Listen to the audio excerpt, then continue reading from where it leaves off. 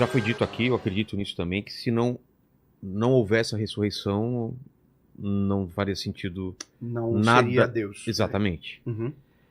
E por que acontece daquele jeito? Por que acontece...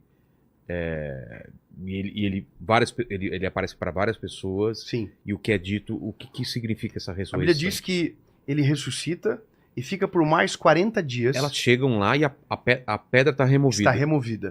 Ele não está mais lá. Eu vi a representação de como era uma pedra meio redonda, né? Uma pedra redonda, uma canaleta de talha assim, talhada na pedra. E pelo que eu entendi... Você foi no túmulo onde é o cristão. Sim. Você tem o católico Sim. e o cristão lá. São dois turismos um pouco diferentes em algum desses momentos, né? E lá era o lugar que deixava o corpo e depois ia para um ossário, não era? Mas aquele lugar que Jesus foi sepultado, aquele lugar é um lugar de gente nobre. José de Arimateia que cedeu aquilo para que Jesus tivesse essa honra de não ser sepultado como um indigente. Que seria como? Entendeu? Que seria qualquer lugar. Qualquer lugar. Tá. Então aquele lugar ali que a gente entra, que é que nós cremos que é naquele lugar, e existe uma série de discussões acerca disso também, mas aquele lugar é o lugar que nós cristãos acreditamos que foi ali. Entendi. Tem as evidências, tem as rachaduras na pedra, tem inscrições de cristãos de séculos passados que foram encontrados naquele local.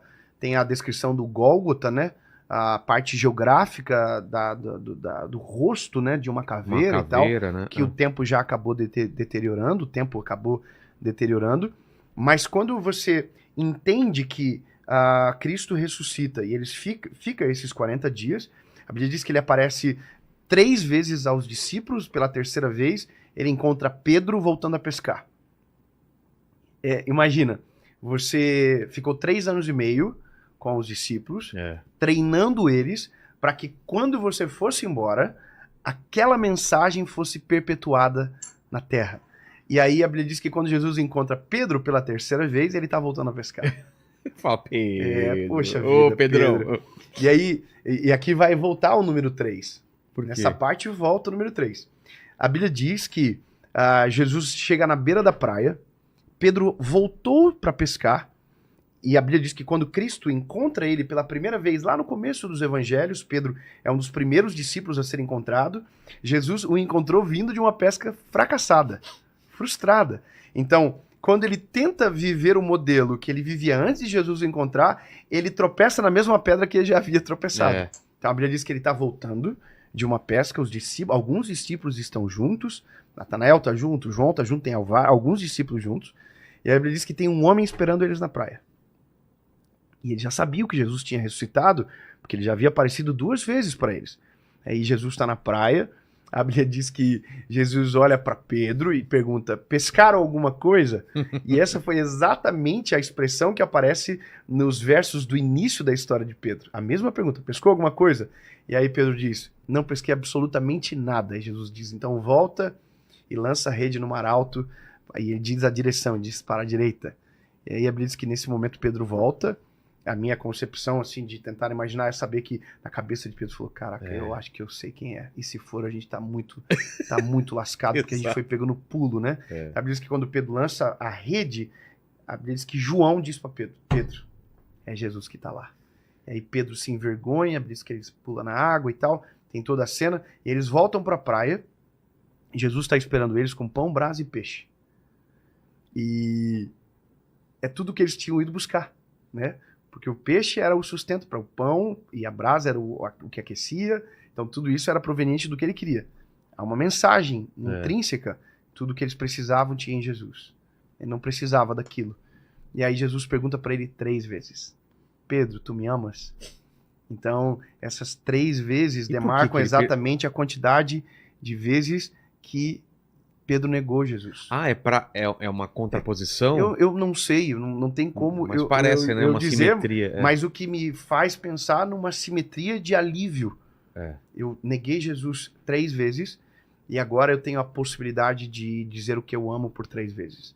Existem as palavras do grego que são o tipo de amor diferente que Jesus está perguntando. Isso é uma coisa que vai um pouco Cada mais vez longe, ele pergunta de uma? como se fosse um tipo de amor, e na verdade o mais puro é o ágape. Mas o mais importante é que quando Jesus está perguntando para Pedro, Pedro diz para Jesus, o Senhor sabe que eu te amo. Em outras palavras, ele está dizendo, eu não fiz isso porque eu não te amo. Eu fiz isso porque eu sou covarde, tenho medo do que vai acontecer. Então, ali é a última aparição de Jesus. Então, a obra de Cristo, ela é consolidada a partir dos discípulos que pregaram o evangelho, depois vem as cartas, vem o apóstolo Paulo, a conversão dele, e a igreja nasce a partir daquele momento, e nós conhecemos hoje Jesus a partir daquilo que vimos pela perspectiva desses homens, que morreram por essa verdade, entendeu? Que morreram como mártires, com a exceção de João, que não morreu como mártir, todos morreram como mártir. E por que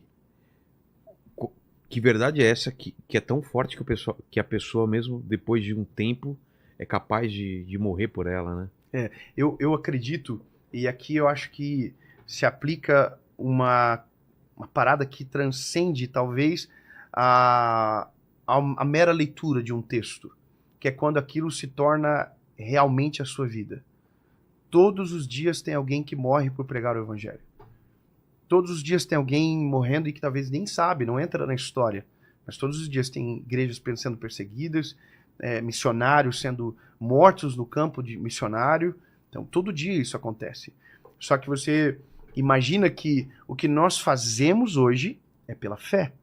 Esses homens viram, tocaram. É tangível o que eles experimentaram. Por mais que a Bíblia diz que bem-aventurados aqueles que não viram, porém creram, mas é uma experiência sensorial que deve ter sido muito extraordinária. Você viveu aquele tempo, você viu aquilo acontecer, então você se tornou parte daquilo, sabe?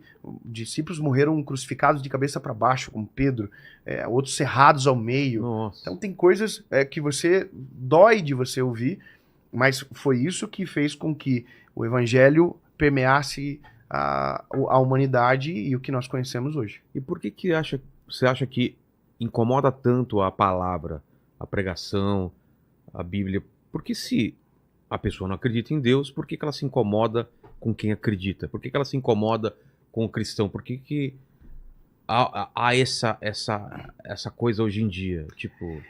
Eu me lembro quando eu era garoto, quando eu tinha havia escrito um livro, depois de algum tempo, eu escrevi um livro chamado Ser Diferente. E eu fiz a capa do livro com todos os bonequinhos indo para uma direção e um bonequinho indo na direção contrária. O evangelho é a direção contrária de tudo aquilo que o homem tenta normalizar. Entende? Então por isso incomoda tanto. Porque a gente não atualiza. A gente não gera update, a gente é a mesma verdade. Mas isso... por que a tua vida ou a minha vida mas veja, incomoda? Se a inércia incomoda... Se eles não seguem, por que elas se incomodam? Mas é exatamente isso, é porque como o evangelho produz é transformação de vida, o evangelho que produz transformação, ele acaba gerando um confronto, um incômodo. A Bíblia diz que isso aconteceu com Jesus.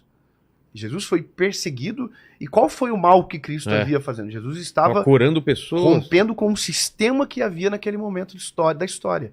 Então, o evangelho, ele transcende a cultura, ele está acima de tudo, então ele vai entrar em conflito com a sociedade vai entrar em conflito, na verdade, com o evangelho. Então, isso é cada vez mais latente, cada vez mais real, entende?